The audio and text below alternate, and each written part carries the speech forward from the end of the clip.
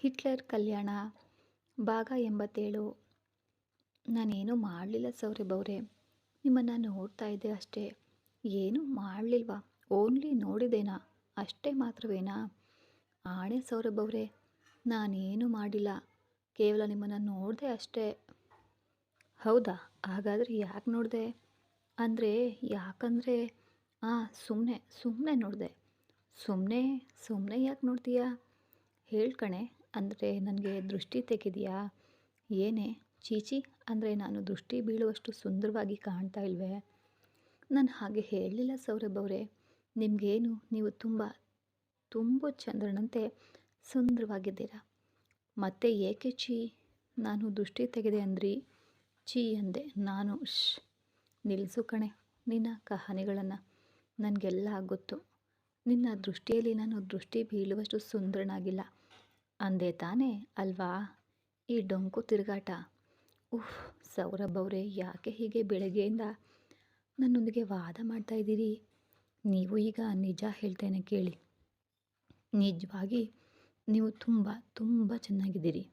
ನಿಮ್ಮನ್ನು ನೋಡಿದರೆ ಹಾಗೆ ನೋಡ್ತಾನೆ ಇರಬೇಕು ಅನಿಸಿತು. ಅದಕ್ಕಾಗಿಯೇ ಹಾಗೆ ನೋಡ್ತಾ ಇದ್ದೆ. ಮತ್ತೆ ನೀವು ಬೈದರೆ ಒಂದು ಮಾತು, ನಿಮಗೆ ನಾನು ದೃಷ್ಟಿ ತೆಗೆದೆ ಕೂಡ. ಹಾಗಾದರೆ ದೃಷ್ಟಿ ತೆಗೆದೆ ಅಂತೀಯಾ? ಸರಿ, ಹಾಗಾದರೆ ನನ್ನ ಅನುಮತಿ ಇಲ್ಲದೆ ನನ್ನನ್ನು ಯಾಕೆ ಅಷ್ಟೊತ್ತು ನೋಡಿದ್ದಕ್ಕಾಗಿ ಮತ್ತು ನನಗೆ ದೃಷ್ಟಿ ತೆಗೆದಿದ್ದಕ್ಕಾಗಿ ಸಾರಿ ಹೇಳಿ ದೃಷ್ಟಿ ತೆಗೆ. ಡಸ್ಕಿ ಲುಕ್ಸ್, ಏನೇ ಆ ಲುಕ್ಸ್? ನೀನೇ ಅಂದೆ ಅಲ್ವಾ ತುಂಬ ಹೊತ್ತಿನಿಂದ ನನ್ನ ನೋಡ್ತಾ ಇದ್ದೆ ಅಂತ. ಸಾರಿ ಹೇಳಿ ದೃಷ್ಟಿ ತೆಗೆ. ಸಾರಿ ಅಂದರೆ ಟಕ್ಕನೆ ಹೇಳಿಬಿಡ್ತೇನೆ, ಆದರೆ ದೃಷ್ಟಿ ತೆಗೆಯೋದು ಅಂದರೆ ಮತ್ತೆ ಇಲ್ಲಿ ದೃಷ್ಟಿ ತೆಗೆಯಲು ಸಾಮಾನು ಬೇಕಲ್ವಾ? ಏನೇ ಟಕ್ಕನೆ ಹೇಳೋದು? ಯಾರಿಗೆ ಬೇಕು ನಿನ್ನ ಡಸ್ಕಿ ಬಾಯಿಂದ ಬರುವ ಆ ಬೋಳು ಸಾರಿ? ನನಗೆ ಬೇರೆ ಸಾರಿ ಬೇಕು, ಬೇರೆ ದೃಷ್ಟಿ ತೆಗೆಯೋದು ಬೇಕು. ಬೇರೆ ರೀತಿ ಅಂದರೆ ಇನ್ನೂ ಎಲ್ಲಿಗೆ ಬರಬೇಕು ಸೌರಭ್ ಅವರೇ? ಸಂಪೂರ್ಣವಾಗಿ ನಿಮ್ಮ ಮೇಲೆಯೇ ಅಲ್ವಾ ಇದೆ. ಇಲ್ಲಿಗೆ ಎಂದು ಸಂಪೂರ್ಣವಾಗಿ ತನ್ನ ಮುಖವನ್ನು ಹತ್ತಿರಕ್ಕೆ ತೆಗೆದುಕೊಂಡು ಕಿವಿಯಲ್ಲಿ ವಿಷಯ ಹೇಳಿದನು ಸೌರಭ್. ಅಷ್ಟೇ. ಆ ಮಾತಿನ ಪೆಟ್ಟಿಗೆ ಪಾಪ ಈ ಬಾರಿ ಕಣ್ಣುಗಳ ಜೊತೆಗೆ ಬಾಯಿಯನ್ನು ಕೂಡ ಬಿಟ್ಬಿಟ್ಲು. ಬೆಳಗ್ಗೆ ಎದ್ದ ಸ್ಯಾಮ್ ಒಂದ್ಸಲ ತನ್ನ ರೂಮ್ಗೆ ಹೋದ್ಲು. ರಾತ್ರಿ ಕುಡಿದ ಅಮ್ಲು ಇಳಿಯದ ವಿಕ್ರಾಂತನು ಇನ್ನೂ ಮಲಗಿಕೊಂಡೇ ಇದ್ದ. ನಿಧಾನವಾಗಿ ಅವನ ಹತ್ತಿರಕ್ಕೆ ಹೋಗಿ ರಾತ್ರಿ ಸುಮನ್ ಹೊಡೆದ ಪೆಟ್ಟಿನ ಜಾಗದಲ್ಲಿ ಕೈಯಾಡಿಸಿ, ಅದಕ್ಕೂ ಮೊದಲು ಸೌರಭ್ ಹೊಡೆದ ಪೆಟ್ಟುಗಳೇ ಕಡಿಮೆಯಾಗಿರಲಿಲ್ಲ ಅವನಿಗೆ. ಈಗ ಸುಮನ್ ಕೂಡ ಹೊಡೆದಿದ್ದು ಮತ್ತೆ ಯಾಕೋ ವಿಕ್ರಾಂತನ ಹಾಗೆ ನೋಡಿ ಸ್ಯಾಮ್ಗೆ ಕನಿಕರ ಬಂತು. ಯಾಕೆ ಬಾವ ಇವೆಲ್ಲ ನಿನಗೆ? ಆಸ್ತಿಗಾಗಿ ಏನಾ? ಆಸ್ತಿಗಾಗಿ ಎಷ್ಟರ ಮಟ್ಟಿಗೆ ಇಳಿದು ಹೋಗ್ತೀಯಾ ನೀನು? ಹೀಗೆ ನಿನ್ನನ್ನು ನೋಡ್ತಾ ಇದ್ದರೆ ನಿನ್ನ ಮೇಲೆ ಇಷ್ಟವನ್ನು ಬೆಳೆಸ್ಕೊಂಡ ನನ್ನ ಮೇಲೆಯೇ ನನಗೆ ಅಸಹ್ಯವಾಗ್ತಾ ಇದೆ ಬಾವ. ನೀನು ನಿನ್ನ ಆಲೋಚನೆಯನ್ನು ಬದಲಿಸ್ಕೊಳ್ಳುವವರೆಗೂ ನಿನಗೆ ಕಷ್ಟಗಳು ತಪ್ಪೋದಿಲ್ಲ ಬಾವ. ನನ್ನ ದಾರಿಗೆ ಬಂದರೆ ನಾನು ನಿನ್ನನ್ನು ಪ್ರೀತಿಸ್ತಾ ಇದ್ದೇನೆ. ಆದ್ದರಿಂದ ನಿನ್ನ ವರ್ತನೆಗೆ ಬೇಸರ ಪಡೋದು ಬಿಟ್ಟು ಏನು ಮಾಡಲು ನನಗೆ ಆಗ್ತಾಯಿಲ್ಲ. ಕನಿಷ್ಠ ನಮ್ಮ ಮನೆಯವರಿಗೆ ನಿನ್ನ ಬಗ್ಗೆ ತಿಳಿದ್ರೂ ಕೂಡ ಬೈತಾರೆ ಅಥವಾ 4 ಪೆಟ್ಟು ಕೊಟ್ಟು ಲೈನ್ಗೆ ತರ್ತಾರೆ. ಆದರೆ ಅಕ್ಷತಾ ಅಕ್ಕನ ದಾರಿಗೆ ಹೋದರೆ ಸೌರಭ್ ಭಾವ ಮಾತ್ರ ನಿನ್ನನ್ನು ಕೊಲ್ಲುವುದಕ್ಕೂ ಕೂಡ ಹಿಂದೆ ಮುಂದೆ ನೋಡಲಾರ.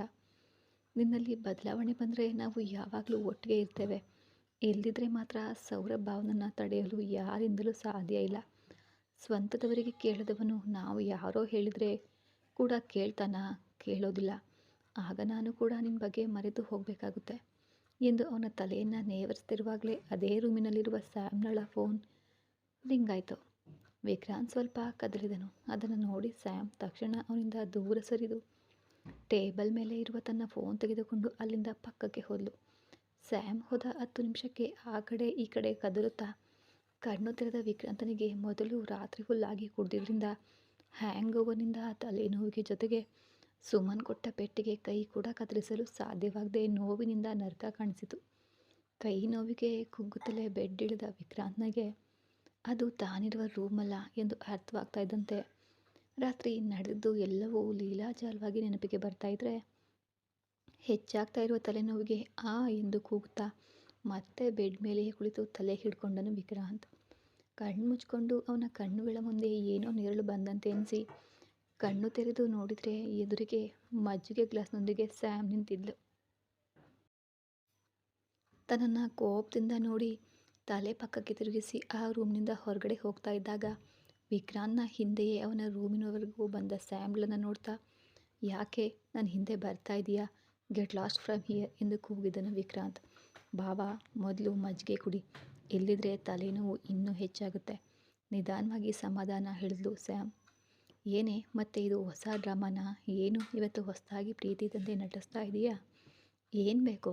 ವಿಕ್ರಾಂತ್ನ ಮಾತಿಗೆ ಸ್ಯಾಮ್ ವಿರಕ್ತಿಯಿಂದ ನಗುತ್ತಾ, ಹ್ಞೂ ಹೊಸದಾಗಿ ನಟಿಸೋದೇನು ಬಾವಾ, ನನಗೆ ನಿನ್ನ ಮೇಲೆ ಚಿಕ್ಕಂದಿನಿಂದಲೂ ಪ್ರೀತಿ ಇದೆ, ಆ ವಿಷಯ ನಿಂಗೂ ಗೊತ್ತು.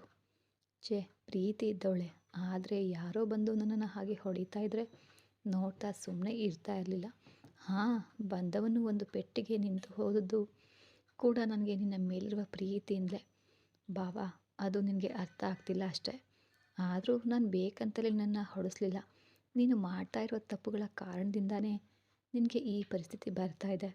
ವಿಕ್ರಾಂತ್ ಕೋಪದಿಂದ ಸ್ಯಾಮ್ನ ಕೆನ್ನೆಗಳನ್ನು ಹಿಡಿದು ಗಟ್ಟಿಯಾಗಿ ಒತ್ತುತ್ತಾ, ಏನೇ ಸುಮ್ಮನಿದ್ದೇನೆ ಅಲ್ವಾ ಅಂತ ತುಂಬಾ ರೇಗಿ ಹೋಗ್ತಾ ಇದೆಯಾ? ಯಾರನ್ನ ನೋಡಿಕೊಂಡು ಇಷ್ಟು ಸೊಕ್ಕು ನಿನಗೆ? ನಿನ್ನ ಈ ಧೈರ್ಯವೆಲ್ಲ ಆ ಸೌರನನ್ನು ನೋಡ್ಕೊಂಡ? ಒಂದು ವೇಳೆ ಅದೇ ಆದರೆ ನೋಡ್ತಾ ಇರು, ವಿತಿನ್ 1 ವೀಕ್ನಲ್ಲಿ ನಿನ್ನ ಸೊಕ್ಕನ್ನು ಇಳಿಸ್ತೇನೆ, ಆ ಧೈರ್ಯವನ್ನು ಕೊಂದು ಬಿಡ್ತೇನೆ, ಆಗ ನೀನೇ ನನ್ನ ಕಾಲು ಹಿಡಿದು ಬೇಡ್ಕೊಳ್ಳುವ ಪರಿಸ್ಥಿತಿ ಬರುತ್ತೆ ಅಂದನು ತನ್ನ ಕೆನ್ನೆಗಳನ್ನು ಬಿಟ್ಟು. ಅವಳ ಕೆನ್ನೆಗಳನ್ನು ಬಿಟ್ಟು ವಿಕ್ರಾಂತ್ ಆವೇಶದಿಂದ. ನಾನು ನಿನ್ನ ಕಾಲು ಹಿಡಿಬೇಕೆಂದು ಅಂದ್ಕೊಂಡ್ರೆ ಹೇಳು ಬಾವಾ, ಈಗಲೇ ನಿನ್ನ ಕಾಲನ್ನ ಹಿಡಿದು ಕ್ಷಮೆ ಕೇಳ್ತೇನೆ, ನಮ್ಮ ಮನೆಗೆ ಹೊರಟು ಹೋಗೋಣ, ಅಷ್ಟೇ ಹೊರತು ಅಕ್ಕ ಭಾವನ ಮಧ್ಯಕ್ಕೆ ಮಾತ್ರ ಹೋಗಬೇಡ ಪ್ಲೀಸ್ ಅಂದ್ಲು. ಅದು ಅಲ್ಲದೆ ನಿನಗೆ ಬೇಕಾಗಿರೋದು ಆಸ್ತಿ ಅಲ್ವಾ? ನಿಜ ಹೇಳಬೇಕಂದ್ರೆ ಭಾವನಿಗೆ ಆ ಆಸ್ತಿಯ ಮೇಲೆ ಸ್ವಲ್ಪವೂ ಆಸೆ ಇಲ್ಲ. ನಿಜ ಹೇಳಬೇಕಂದ್ರೆ ಭಾವನಿಗೆ ಅಕ್ಕನನ್ನು ಆ ಮನೆಗೆ ಕಳಿಸೋದು ಇಷ್ಟ ಇಲ್ಲ ಕೂಡ. ಇನ್ನು ಆ ಮನೆಗೆ ಇರೋ ಏಕೈಕ ವಾರಸುದಾರ ನೀನೇ ಅಲ್ವಾ ಅಂದ್ಲು ಸ್ಯಾಮ್. ಹೇಗೆ ಕಾಣಿಸ್ತಿದ್ದೀನಿ ಕಣೆ ನಿನ್ನ ಕಣ್ಣಿಗೆ? ಅವನು ಬೇಡವೆಂದು ಬಿಟ್ಟುಕೊಟ್ಟ ಆಸ್ತಿಗಾಗಿ ಆಸೆ ಪಡುವವನಂತೆ ಕಾಣಿಸ್ತಾ ಇದೆಯಾ ನಾನು? ಅವನು ಬೇಡವೆಂದರೆ ಬರುವ ಆಸ್ತಿ ಎಲ್ಲ ನನಗೆ ಬೇಕಾಗಿರೋದು. ಅವನನ್ನು ದೂರ ಮಾಡಿ ಅವಳನ್ನು ಮದುವೆ ಮಾಡಿಕೊಂಡ್ರೆ ಆಗ ಅಧಿಕೃತವಾಗಿ ನನಗೆ ಆ ಸಾಮ್ರಾಜ್ಯಕ್ಕೆ ಏಕಚಕ್ರಾಧಿಪತ್ಯ ಬರುತ್ತದೆ, ಅದು ಬೇಕು ನನಗೆ ಅಂದನು ವಿಕ್ರಾಂತ್. ಕನಸು ಕಾಣಬೇಡ ಬಾವಾ, ಸೌರ ಭಾವ ಬದುಕಿರುವಾಗ ಅದು ನಡೆಯುವ ಕೆಲಸ ಅಲ್ಲ ಬಾವಾ. ಅದಕ್ಕಾಗಿ ಅಲ್ವಾ ಅವನನ್ನು ಕೊಂದಾದರೂ ಸರಿ ನಾನು ಅಂದ್ಕೊಂಡಿದ್ದನ್ನು ಸಾಧಿಸ್ತೇನೆ ಅನ್ನೋದು. ಅದು ನೀನು ಅಂದ್ಕೊಂಡಷ್ಟು ಸುಲಭ ಅಂದ್ಕೊಂಡ್ಯಾ? ಅಲ್ಲಿರುವುದು ಸೌರ ಭಾವ, ನೀನು ಅಂದ್ಕೊಂಡದ್ದು ನಡೆಯೋದಿಲ್ಲ. ಏನೇ ನನ್ನೊಂದಿಗೆ ಚಾಲೆಂಜಾ? ನೋಡ್ತಾ ಇರು ನಿನ್ನ ನಂಬಿಕೆಯನ್ನು ನಾನು ಎಷ್ಟು ಈಸಿಯಾಗಿ ಕೆಡುತ್ತೇನೆ ಎಂದು. ಆದರೂ ನೀನು ಯಾಕೆ ಇಲ್ಲಿಗೆ ಬಂದೆ? ನಿನ್ನ ಭಾವ ಆ ದಿನ ನಿನ್ನನ್ನು ಶೂಟಿಂಗ್ ಕರ್ಕೊಂಡು ಹೋಗಲಿಲ್ವಾ? ಇಲ್ಲಿದ್ದರೆ ಒಂದೇ ದಿನಕ್ಕೆ ನೀನು ಅವನಿಗೆ ಬೋರ್ ಹೊಡಿಸಿದ್ಯಾ ಎಂದು ಕಣ್ಣುಗಳಿಂದಲೇ ಅವಳ ದೇಹಾದ್ಯಂತ ಸ್ಕ್ಯಾನ್ ಮಾಡ್ತಾ ವಕ್ರವಾಗಿ ನಗುತ್ತಾ ಕೇಳಿದನು ವಿಕ್ರಾಂತ್. ಬಾವಾ, ಹುಚ್ಚಾಗಿ ಮಾತಾಡಬೇಡ ಹೋಗಿ ಹೇಳಿದ್ಲು ಸ್ಯಾಮ್. ನಾನೇನು ಹುಚ್ಚಾಗಿ ಮಾತಾಡ್ತಿಲ್ಲ ಕಣೆ, ಪಚ್ಚಿಯಾಗಿಯೇ ಕೇಳ್ತಾ ಇದ್ದೇನೆ. ನಿನ್ನ ಶೂಟಿಂಗ್ ಎಂದು ಹೋದೆ ಅಲ್ವಾ? ಒಂದೇ ದಿನಕ್ಕೆ ಶೂಟಿಂಗ್ ಮುಗಿದು ಹೋಗುತ್ತದೆ ಅಂದರೆ ತಿಳಿಯದಷ್ಟು ಚಿಕ್ಕ ಹುಡುಗ ನಾನಲ್ಲ. ಇವತ್ತು ನೀನು ಹೋಗಿಲ್ಲ ಅಂದರೆ ನಿನ್ನೆ ನೀನು ಶೂಟಿಂಗ್ಗೆ ಹೋಗಲಿಲ್ಲ, ಮತ್ತು ಶೂಟಿಂಗ್ಗೆ ಹೋಗದೆ ಅಷ್ಟು ರೆಡಿಯಾಗಿ ಎಲ್ಲಿಗೆ ಹೋದೆ ಎಂಬುದು ಆ ಮಾತ್ರಕ್ಕೆ ಗೆಸ್ ಮಾಡಲು ಆಗೋದಿಲ್ಲ ಅಂದ್ಕೊಂಡ್ಯಾ? ವಿಕ್ರಾಂತ್ನ ಮಾತುಗಳಿಗೆ ಸ್ಯಾಮ್ ಮನಸ್ಸು 1000 ತುಂಡುಗಳಾಗ್ತಾಯಿದ್ರೆ, ನಿಜ ನಾನು ನಿನ್ನೆ ಶೂಟಿಂಗ್ಗೆ ಹೋಗಲಿಲ್ಲ, ಅಷ್ಟಕ್ಕೆ ನೀನು ಅಂದ್ಕೊಂಡಷ್ಟು ಚೀಪ್ ಕ್ಯಾರೆಕ್ಟರ್ ನಂದಲ್ಲ, ಹಾಗೆಯೇ ಸೌರಭ್ ಭಾವನದ್ದು ಕೂಡ ಅಲ್ಲ ಅಂದು ಸ್ಯಾಮ್ ಖಚಿತವಾಗಿ. ಚಿಕ್ಕಂದಿನಿಂದಲೂ ಒಂದೇ ಮನೆಯಲ್ಲಿ ಒಟ್ಟಿಗೆ ಬೆಳೆದ ನನ್ನ ಮೇಲೆ, ನನ್ನ ಸ್ಟ್ಯಾಮಿನಾ ಮೇಲೆ ಎಂದು ಸ್ವಯಂ ಆಗಿ ನೋಡಿದ ನನ್ನ ಮೇಲ್ಗಿಂತ ಅವನ ಮೇಲೆಯೇ ನಿನಗೆ ತುಂಬಾ ನಂಬಿಕೆ ಇದೆಯಲ್ಲ ಅಂದನು ತನ್ನ ಮಾತುಗಳಲ್ಲಿ ಬೇರೆ ಅರ್ಥಗಳನ್ನು ಪ್ರತಿಧ್ವನಿಸುತ್ತಾ.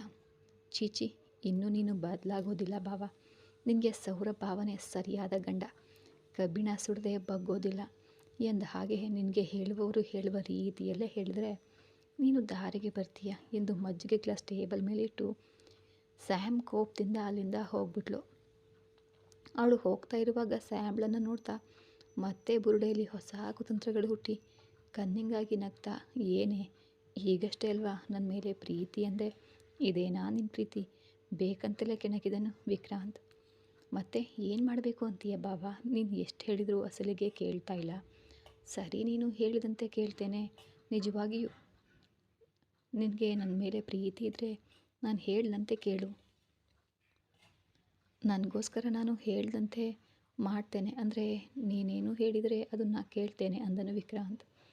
ಸ್ಯಾಮ್ ಹಿಂದೆ ತಿರುಗಿ ವಿಕ್ರಾಂತನ್ನು ಆಶ್ಚರ್ಯದಿಂದ ನೋಡ್ತಾ, ನಿಜವಾ ಬಾವ? ನಾನು ಹೇಳ್ದಂತೆ ಕೇಳ್ತೀಯಾ? ಹಾಗಾದರೆ ನಮ್ಮ ಮನೆಗೆ ಹೊರಟು ಹೋಗೋಣವಾ? ನಿಜ ಸ್ಯಾಮ್, ನೀನು ಹೇಳ್ದಂತೆಯೇ ಕೇಳ್ತೇನೆ. ನೀನು ಹೇಗಂದರೆ ಹಾಗೆ. ನಮ್ಮ ಮನೆಗೆ ಹೊರಟು ಹೋಗೋಣ ಅಂದರೆ ನಮ್ಮ ಮಧ್ಯೆ ನಡೆದಿದ್ದು ದೊಡ್ಡವರೆಲ್ಲರ ಮುಂದೆ ಒಪ್ಪಿಕೊಂಡು ನಿನ್ನನ್ನು ಮದುವೆ ಕೂಡ ಮಾಡ್ಕೊಳ್ತೇನೆ. ಅದಕ್ಕಿಂತ ಮೊದಲು ನಾನು ಹೇಳಿದ್ದನ್ನು ನೀನು ಮಾಡಬೇಕು, ಓಕೆನಾ ಅಂತ ಕೇಳಿದನು ವಿಕ್ರಾಂತ್. ಏನು ಮಾಡಬೇಕು ಬಾವ? ನೀನು ಅಕ್ಕ ಅವರ ಮಧ್ಯಕ್ಕೆ ಹೋಗೋದಿಲ್ಲ ಅಂದರೆ ನೀನು ಏನು ಹೇಳಿದರೂ ಮಾಡ್ತೇನೆ. ಓಕೆ, ನೀನು ಹೇಳಿದಂತೆ ನಾನು ಅವರ ಮಧ್ಯಕ್ಕೆ ಹೋಗೋದಿಲ್ಲ. ಅವರಿಬ್ಬರು ಯಾವಾಗಲೂ ಒಟ್ಟಿಗೆ ಇದ್ದರೂ ನಾನು ಅಡ್ಡಿ ಬರೋದಿಲ್ಲ. ನನಗೇನು ಅಭ್ಯಂತರ ಇಲ್ಲ. ಅಂದಹಾಗೆ ನೀನೇ ಹೇಳಿದೆಯಲ್ಲ, ಅವನಿಗೆ ಆಸ್ತಿ ಕೂಡ ಬೇಡ ಎಂದು. ಸೊ ನಾನು ಅವರ ದಾರಿಗೆ ಹೋಗೋದಿಲ್ಲ. ಆದರೆ ನೀನು ಒಂದು ಕೆಲಸ ಮಾಡು.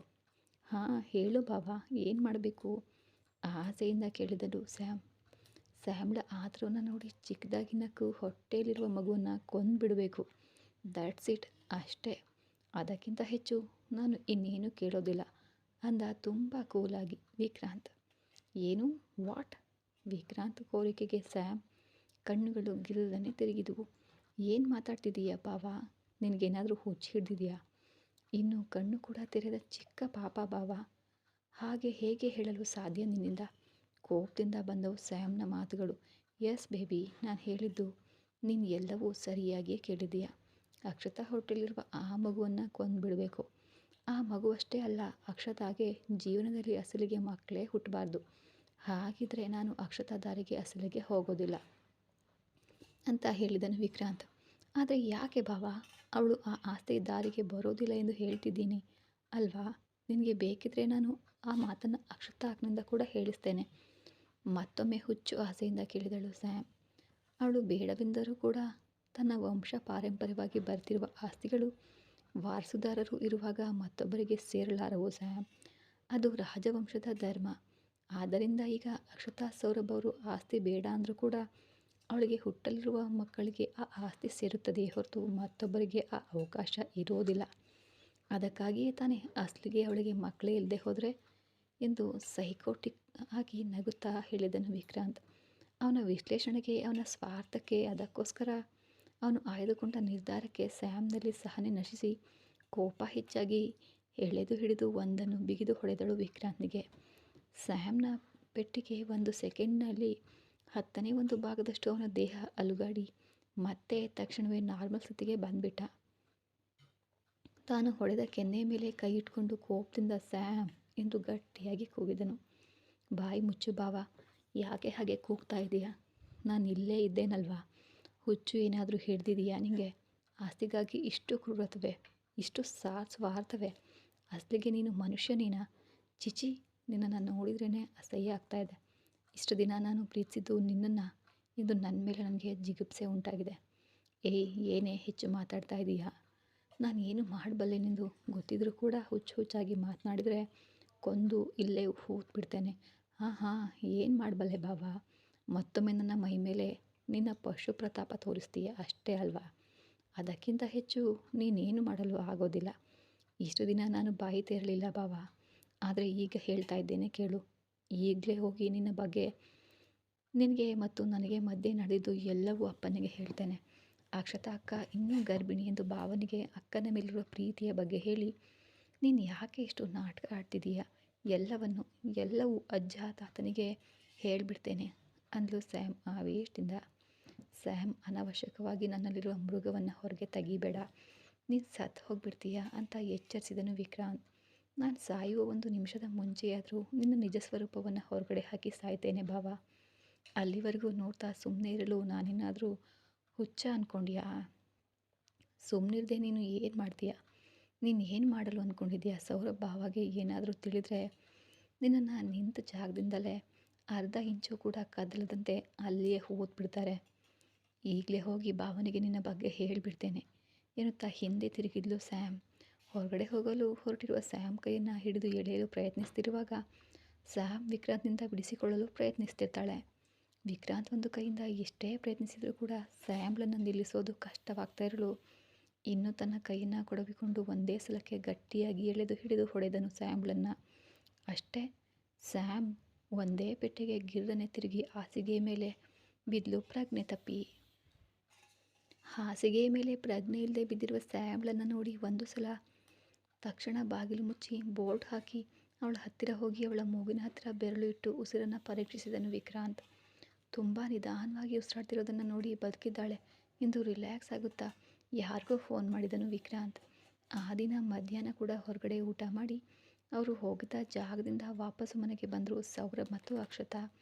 ಹಾಲ್ನಲ್ಲಿ ಯಾರು ಇಲ್ಲದಿರೋದನ್ನು ನೋಡಿ ಅಕ್ಷತಾಗೆ ಸ್ವಲ್ಪ ಆಶ್ಚರ್ಯವಾಗಿ ಅಲ್ಲೇ ನಿಂತು ಹೋದರೆ, ಸೌರಭ್ಗಂತೂ ಯಾರೊಂದಿಗೂ ಸಂಬಂಧವಿಲ್ಲದ ಕಾರಣ ಮೆಟ್ಟಿಲುಗಳವರೆಗೂ ಹೋಗಿ ಹಿಂದೆ ತಿರುಗಿ ಅಕ್ಷತಳೆಗಾಗಿ ನೋಡಿದರೆ, ಪಾಪ ವೇದಾಳ ರೂಮಿನ ಕಡೆ ಹೋಗೋದನ್ನು ನೋಡಿ, ಅತ್ತ ಕಡೆ ಎಲ್ಲಿಗೆ ಹೋಗ್ತಿದ್ದೀಯಾ ಅಂದನು ಸೌರಭ್.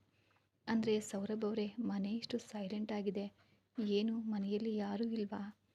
ಅದೇ ಒಂದು ಸಲ ವೇದಾಳನ್ನು ಕೇಳೋಣ ಎಂದು. ಅವಳ ಮಾತು ಪೂರ್ತಿಯಾಗೋದಕ್ಕೂ ಮೊದಲು, ಹೋಗು ಕಣೆ ಹೋಗು, ಬೀದಿಯಲ್ಲಿ ಯಾರಿದ್ದಾರೋ ಇಲ್ವೋ, ಅಥವಾ ಮೊನ್ನೆ ಬಂದ ಭಿಕ್ಷುಕ ಈ ದಿನ ಏಕೆ ಬಂದಿಲ್ವೋ ಕೂಡ ವಿಚಾರಿಸ್ಕೊಂಡು ಬಾ ಹೋಗು, ನೀನು ಒಬ್ಬಳು ದೊಡ್ಡ ಇಂದಿರಮ್ಮ ಕಣೆ ಮತ್ತೆ ವ್ಯಂಗ್ಯವಾಗಿ ನುಡಿದನು ಸೌರಭ್. ಅಪ್ಸ್, ಯಾಕೆ ಸೌರಭ್ ಅವರೇ ಅಷ್ಟು ಕೋಪ? ಈಗ ನಾನೇನಂದೆ ಎಂದು? ನಾನೇನಾದರೂ ಬೀದಿಯವರ ಬಗ್ಗೆ ತಲೆ ಕೆಡಿಸ್ಕೊಂಡೇನಾ? ಇಲ್ವೇ ದೇಶದ ರಾಜಕೀಯದ ಬಗ್ಗೆ ತಲೆ ಕೆಡಿಸ್ಕೊಂಡೇನಾ? ನಮ್ಮ ಮನೆಯವರ ಬಗ್ಗೆ, ನಮ್ಮವರಿಗೂ ಅಂತ ಮಾತು ಮುಂದುವರ್ಸೋಕ್ಕೆ ಮುಂಚೆ ಅಷ್ಟರಲ್ಲಾಗಲೇ ಸೌರಭ್ ಸೀರಿಯಸ್ ಆಗಿ ನೋಡ್ತಾ, ಶರ್ಟ್ ಹ್ಯಾಂಡ್ ಕಪ್ಸ್ ಮಡ್ಚುತ್ತಾ ಅಕ್ಷತಾಳ ಹತ್ತಿರ ಬರ್ತಾ ಇದ್ರೆ ತಾನು ಏನಂದ್ಲೋ ಅರ್ಥವಾಗಿ ಪಾಪಳ ಧ್ವನಿ ಮ್ಯೂಟ್ ಆಯಿತು. ಕಥೆಯು ಇಲ್ಲಿಗೆ ನಿಂತಿದೆ.